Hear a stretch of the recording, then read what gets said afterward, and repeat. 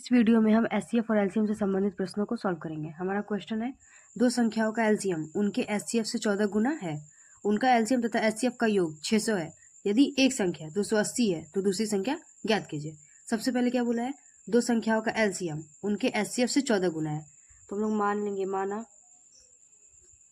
LCM क्या है, L है, और एचसीएफ क्या है, एच है। अब देखेंगे प्रश्न के अनुसार, प्रश्नानुसार क्या बोला है, दो संख्याओं का एलसीएम उनके एचसीएफ से 14 गुना है। तो एलसीएम कितना है, एचसीएफ का 14 गुना है। अब आगे क्या बोला है, उनका एलसीएम तथा एचसीएफ का योग 600 है। तो एल प्लस एच, एलसीएम तथा एचसीएफ का योग कितना है, 600 है।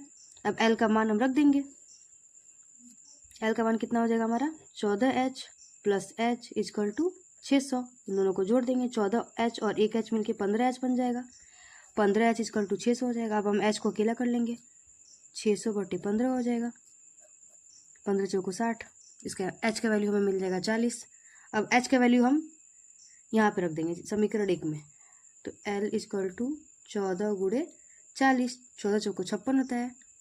तो इसका आंसर हो जाएगा 560। अब हमें L और S दोनों का वैल्यू पता चल गया है। यदि एक संख्या 280 है तो दूसरी संख्या ज्ञात कीजिए। यहाँ पे हम दो संख्याओं का गुणनफल वाला फॉर्मूला लगा लेंगे, LCM into HCF equal to दो संख्याओं का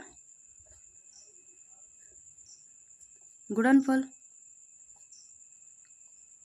एलसीएम कितना है हमारा 560, एचसीएफ कितना है हमारा 40।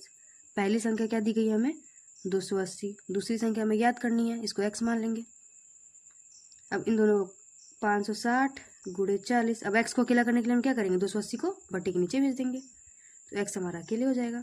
इसको हम काट देंगे, 10 बार में 7 चौको 70 बार में 10 एकम 10, 10 7 70, 7 एकम 7, 7 8 56, 0।